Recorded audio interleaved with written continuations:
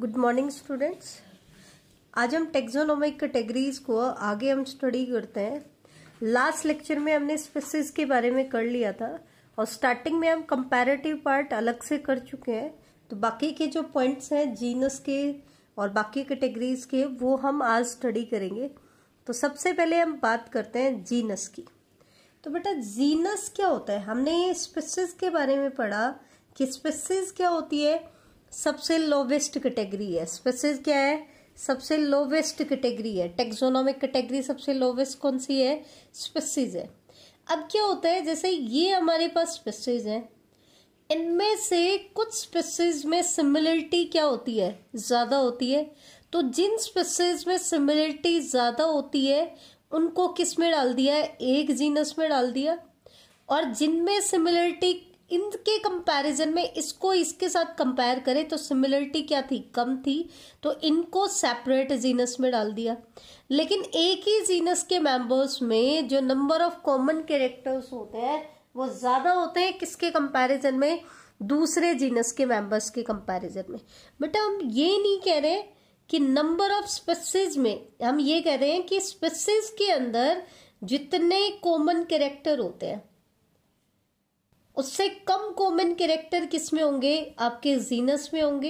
ये हम पहले ही पढ़ चुके हैं, lesser the number of common character. जैसे जैसे हम लोअर कैटेगरी से हायर कैटेगरी की तरफ जाते जाएंगे कॉमन कैरेक्टर्स का नंबर कम होता जाता है। Maximum number of common character किस में होते हैं? एक ही स्पीसीज के मेंबर में। लेकिन यहां हम क्या कहना चाह रहे हैं, एक जीनस के अंदर हमने जिन स्पीसीज को डाला है और दूसरे जीनस में जिन स्पीसीज को डाला है, अगर हम इन दो अपोजिट जीनस के स्पीसीज को कंपेयर करें तो एक ही जीनस की स्पीसीज में कॉमन कैरेक्टर्स का नंबर ज्यादा होता है किसके कंपैरिजन में? जब हम उसको दूसरी जीनस की स्पीसीज के साथ कंपेयर करते हैं। तो ये था आपका पहला पॉइंट। इसका मतलब क्या है? जीनस क्या है? Aggregate of closely related species. Genus is aggregate of closely related species. Genus क्या है? Closely related species का aggregate है।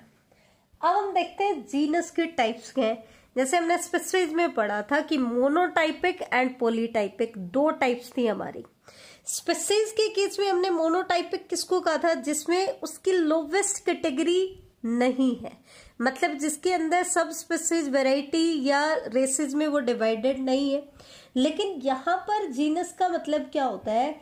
मोनोटाइपिक जीनस एक ऐसा जीनस होता है जिसके अंदर सिर्फ एक ही स्पीसीज होती है। जैसे कि अगर हम बात करें होमोजीनस की, तो होमोजीनस में एक ही स्पीसीज है, सेपियन। तो होमोजीनस यहाँ पे क्या कहलाएगा? मोनोटाइपिक जीनस कहलाएगा। क्या कहलाएगा? मोनोटाइपिक। इसी तरीके से अगर किसी जीनस में मोर देन वन स्पीसीज आती हो तो ऐसे जीनस को हम क्या कहेंगे? Polytypic genus.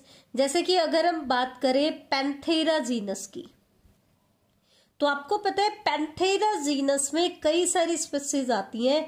जैसे कि हमने कहा था पैंथेरा लियो जिसको लॉइन कहते हैं, पैंथेरा टिग्रिस, तो टिग्रिस इसके अंदर स्पीसीज भी आती है, पैंथेरा ओंका, पैंथेरा पार्डस। तो दैट मीन्स यहाँ पर पैंथेरा जीनस में आपकी मोर देन वन स्पीसीज आ रही है। तो ये जीनस क्या कहलाएगा? आपका पॉलीटाइपिक जीनस कहलाएगा। यहाँ पर एक चीज याद करने वाली क्या है कि जीनस क्या होता है? Aggregate of closely related species. बेटा जितनी भी टेक्सोनोमिक कैटेगरीज हैं उनमें से सबसे ज्यादा इंपॉर्टेंट कैटेगरी आती है आपकी species.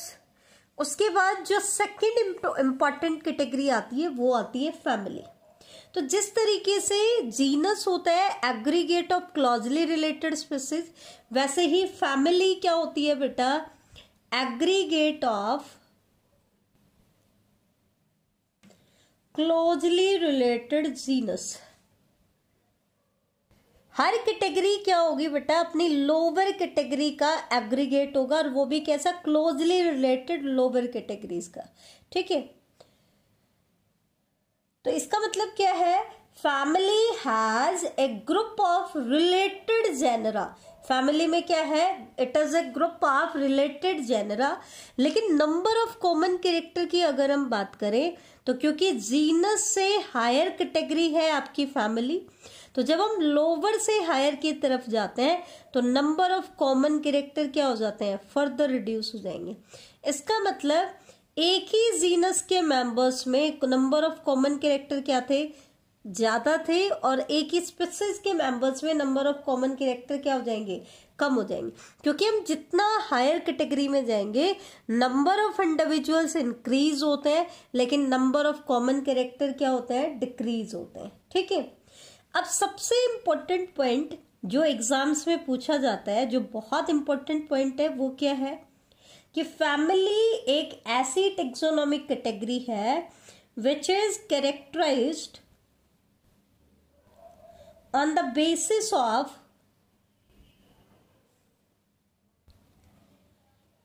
both vegetative and reproductive character। ये एक ऐसी टेक्सोनोमिक कैटेगरी है जिसको वेजिटेटिव और रिप्रोडक्टिव कैरेक्टर दोनों के बेसिस पर कैटेगराइज किया जाता है। बेटा ध्यान रखना, आपसे क्वेश्चन पूछ सकता है examiner, name the taxonomic category which is categorise on the basis of both vegetative and reproductive character. तो आपका आंसर क्या आएगा, फैमिली। ये इसका एक इंपॉर्टेंट पॉइंट है जिसपे क्वेश्चन आपका आ सकता है।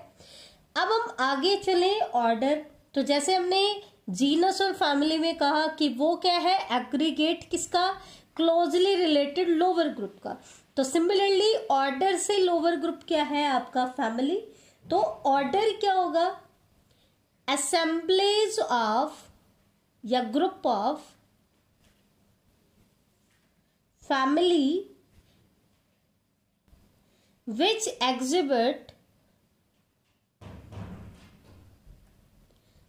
exhibit few common character। few common character हम क्यों कह रहे हैं, क्योंकि अब हम और ज्यादा हायर कैटेगरी पे आ गए हैं तो आपके number of common character further decrease हो जाएंगे। तो ये सिंपल दो पार्ट्स में अगर हमें डेफिनेशन को डिवाइड करना हो तो हम सिंपली क्या कह सकते हैं, ऑर्डर क्या है, assemblies of closely related families. और जैसे जैसे हम फैमिली से ऑर्डर की तरफ जाएंगे number of common character further decrease होंगे, लेकिन नंबर ऑफ इंडिविजुअल्स इंक्रीज हो जाएंगे। क्या हो जाएंगे, इंक्रीज हो जाएंगे। ठीक है, तो that means similar characters are less in number as compare to genera. Genera के कंपैरिजन में और फैमिली के कंपैरिजन में यहां पर क्या होंगे, नंबर ऑफ कॉमन कैरेक्टर और ज्यादा रिड्यूस हो जाएंगे। इसी तरीके से क्लास क्या होती है बेटा, it is the group of related orders. ये रिलेटेड ऑर्डर्स का ग्रुप है, और क्योंकि हम फर्दर हायर कैटेगरी पे आ गए हैं तो ऑर्डर के कंपैरिजन में number of common character further decrease हो जाएंगे, लेकिन नंबर ऑफ इंडिविजुअल्स इंक्रीज होंगे। नेक्स्ट आता है फाइलम या डिवीजन। जैसा कि मैंने पहले भी बताया था, फाइलम हम यूज करते हैं एनिमल्स के केस में। ये क्लास से हायर कैटेगरी होगी किसमें, एनिमल्स का क्लासिफिकेशन जब हम करते हैं, और डिवीजन हम यूज करते हैं प्लांट्स के केस में। ठीक है, तो it is the taxonomic category higher than class. ठीक है, बट लोअर देन किंगडम। ये भी आपसे पूछ सकते हैं, कोई भी कैटेगरी दे दे, जैसे मैं ये कहूं ऐसी कौन सी टेक्सोनोमिक कैटेगरी है which is lower than order but higher than genus.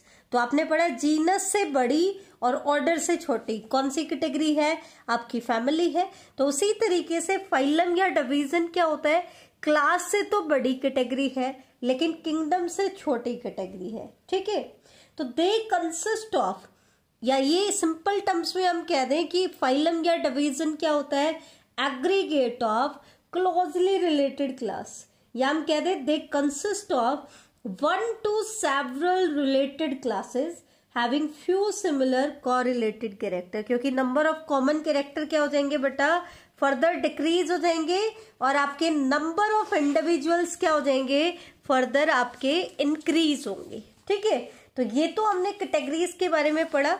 अब एक लास्ट कैटेगरी हमारी रहती है किंगडम, तो उसके बारे में और देख लेते हैं।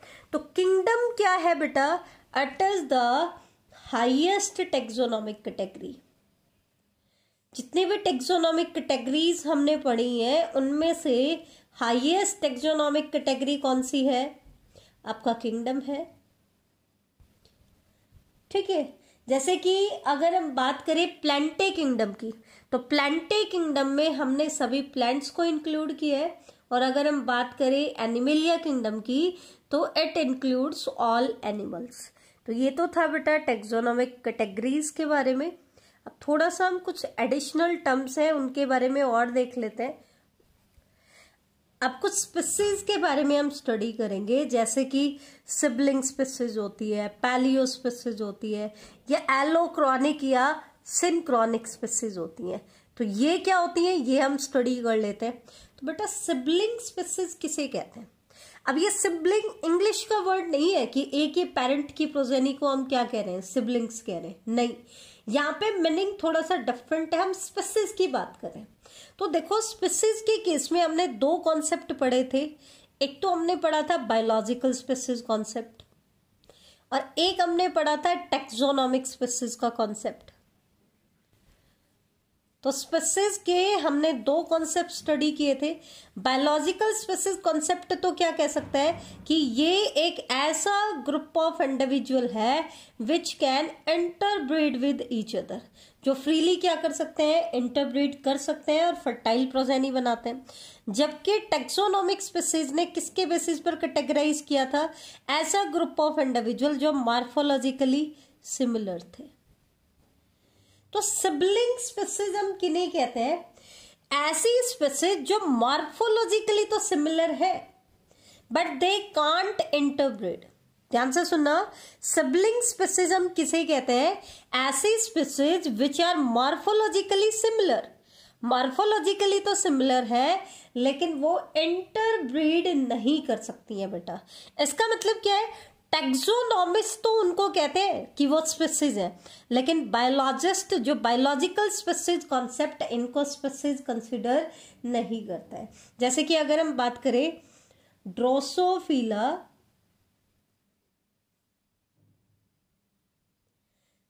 स्यूडो ऑब्स्क्यूरा,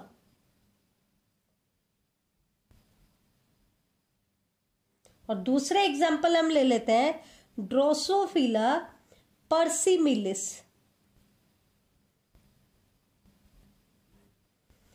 अब इनको हमने दो स्पीसीज बताए। ये क्या है? फ्रूट फ्लाई की दो स्पीसीज है बेटा। इन स्पीसीज को अगर आप मॉर्फोलॉजिकली देखोगे तो इनमें मॉर्फोलॉजिकली आपको कोई डिफरेंस दिखाई नहीं देगा, लेकिन ये जो स्पीसीज है आपस में इंटरब्रीड नहीं कर सकती।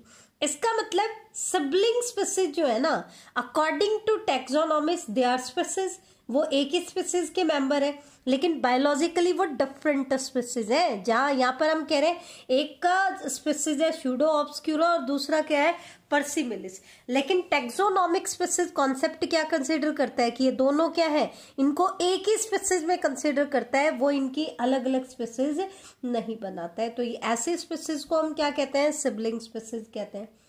एक आता है पैलियो स्पीसीज। अब आपको पता है पैलियो वर्ड किसके लिए यूज करते हैं हम?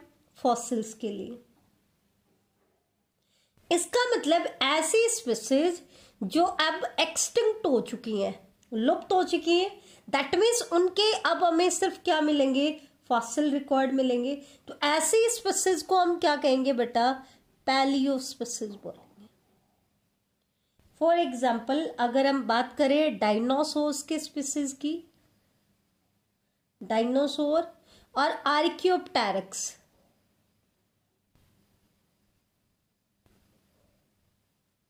तो अगर आप इनकी बात करते हो तो आप क्या देखते हो बेटा कि ये जो स्पीसीज है ये अब एक्सटिंक्ट हो चुकी है, दैट मीन्स लुप्त हो चुकी हैं। तो अब हमें इनके सिर्फ क्या मिलेंगे, स्पेसिमेन मिलेंगे, सॉरी फॉसिल मिलेंगे। अब हम आते हैं एलोक्रॉनिक और सिंक्रोनिक। एक चीज ध्यान रखना, अगर दो स्पीसीज हैं, ठीक है, but they don't occur in same zoological period. Don't occur in same zoological period. बेटा जो ऑर्गेनिजम्स का एवोल्यूशन होता है उसको हम जियोलॉजिकल टाइम स्केल के अकॉर्डिंग डिवाइड करते हैं कि जैसे कि 200 माया 200 मिलियन ईयर्स अगो, 100 माया, ऐसे हम जियोलॉजिकल टाइम स्केल को डिवाइड करते हैं। तो ऐसी स्पीसीज जो एक ही जियोलॉजिकल टाइम पीरियड में एग्जिस्ट नहीं करती हैं उनको हम क्या कहते हैं, एलोक्रोनिक स्पीसीज। जैसे मैन का जियोलॉजिकल टाइम स्केल अलग है ओरिजिन का, और डायनासोर्स का अलग है। डायनासोर्स तो आपको पता है कि ये जुरासिक पीरियड में ओरिजिनेट हुए थे, जबकि मैन का ओरिजिन तो जुरासिक पीरियड से नहीं है। इसका मतलब क्या है, ऐसे स्पीसीज जो सेम जियोलॉजिकल टाइम पीरियड में एग्जिस्ट नहीं करती हैं उनको हम क्या कहते हैं, एलोक्रोनिक स्पीसीज कहते हैं। क्या कहते हैं बेटा, एलोक्रोनिक। इसी तरीके से आती है बेटा सिंक्रोनिक। बेटा सिंक्रोनी एक इंग्लिश का वर्ड है। इसका मतलब क्या होता है, वैसे तो सिंपल टर्म्स में अगर हम देखें तो इसका मतलब होता है कि दो इवेंट है, कोई भी दो इवेंट, अगर वो दोनों इवेंट साइमल्टेनियसली हो रहे हैं, दे अकर साइमल्टेनियसली। अगर कोई भी दो इवेंट है और वो साइमल्टेनियसली हो रहे हैं तो हम कहेंगे कि वो दोनों इवेंट सिंक्रोनाइजेशन शो कर रहे हैं, दैट मीन्स सिंक्रोनिक है। तो इसी तरीके से अगर सिंक्रोनिक वर्ड हम यूज करते हैं स्पीसीज के केस में तो इसका मतलब क्या है, ऐसी स्पीसीज जो सेम जियोलॉजिकल टाइम पीरियड में बनी है, सेम जियोलॉजिकल टाइम पीरियड में बनी है तो उनको हम क्या कहेंगे, सिंक्रोनिक। तो बेटा एलोक्रोनिक और सिंक्रोनिक बिल्कुल अपोजिट है। वो तो सेम जियोलॉजिकल टाइम पीरियड में नहीं बने थे, लेकिन सिंक्रोनिक स्पीसीज एक ही जियोलॉजिकल टाइम स्केल में बने हैं। जैसे कि आपका जिस पीरियड में डायनासोर्स इवॉल्व हुए हैं, सेम जियोलॉजिकल टाइम पीरियड में आपके आर्कियोप्टेरिक्स भी इवॉल्व हुए हैं।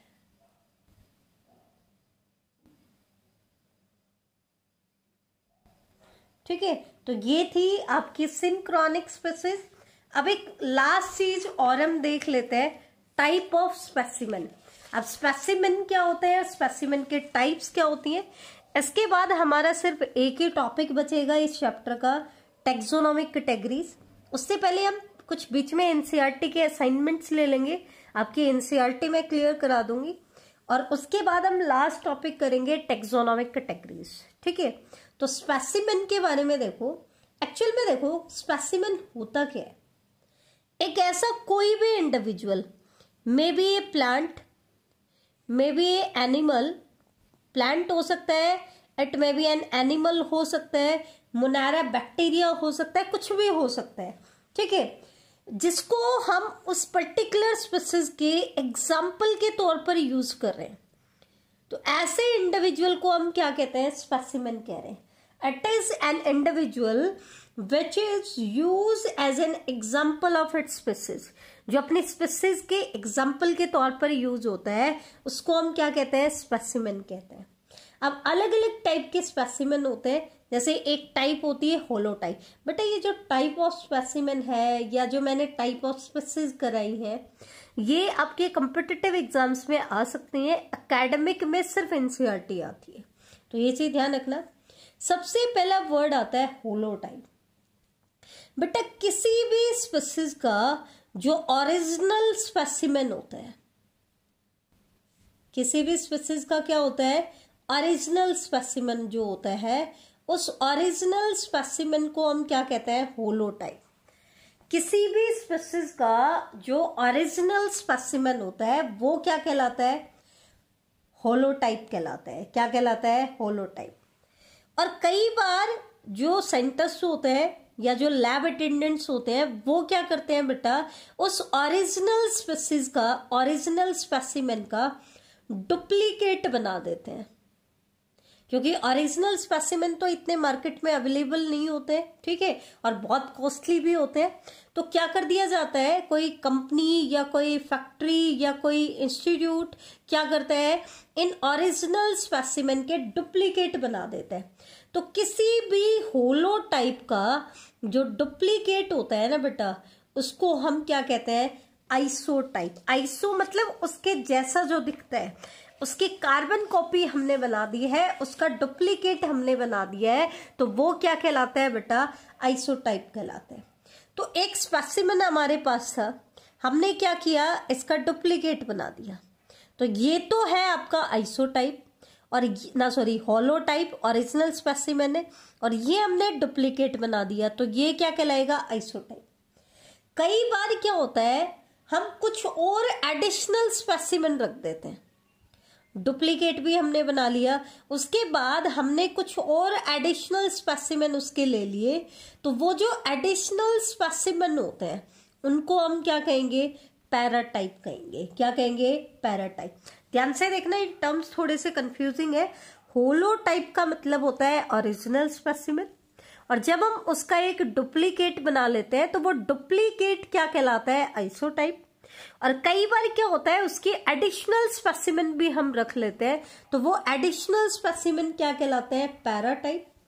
और सिनटाइप वर्ड हम कब यूज करते हैं, अगर हमने स्पेसिमेन को इस तरीके से कैटेगराइज नहीं किया कि कौन सा आपका स्पेसिमेन होलोटाइप है, कौन सा आइसोटाइप है, कौन सा पैराटाइप है, अगर इस तरीके का कोई भी स्पेसिफिकेशन नहीं है, तो इन सभी स्पेसिमेन को हम क्या कहेंगे, सिनटाइप कहेंगे। क्या कहेंगे बेटा, सिनटाइप।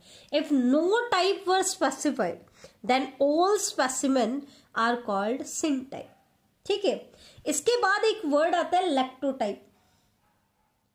ये क्या कह रहे हैं, अगर हमारे पास कोई भी होलोटाइप, आइसोटाइप या आपके पास सिनटाइप अवेलेबल नहीं है, हमारे पास ना तो ओरिजिनल स्पेसिमेन है, ना ही उसका डुप्लीकेट है, ना ही हमारे पास सारे के सारे स्पेसिमेन है, तो उस केस में किसी पैराटाइप को हम लैक्टोटाइप बोल देते हैं। अगर किसी स्पेसिमेन में उसका ओरिजिनल स्पेसिमेन हमारे पास नहीं है, उसका डुप्लीकेट हमारे पास नहीं है, तो उस केस में पैराटाइप को ही क्या बोल दिया जाता है बेटा, लैक्टोटाइप बोल दिया जाता है। और नियो वर्ड तो आपको पता ही है, नियो वर्ड किसके लिए होता है, न्यू। अगर लैब में कोई नया स्पेसिमेन लेके आया जाता है, न्यू स्पेसिमेन हम लेके आते हैं, तो वो क्या कहलाता है बेटा, आपका नियोटाइप। बेटा लैक्टोटाइप और सिनटाइप में डिफरेंशिएट करना। सिनटाइप में आपके पास सारे स्पेसिमेन है, लेकिन हमने कैटेगराइज नहीं किया, तो उस केस में इन सभी को हमने क्या बोल दिया, सिनटाइप।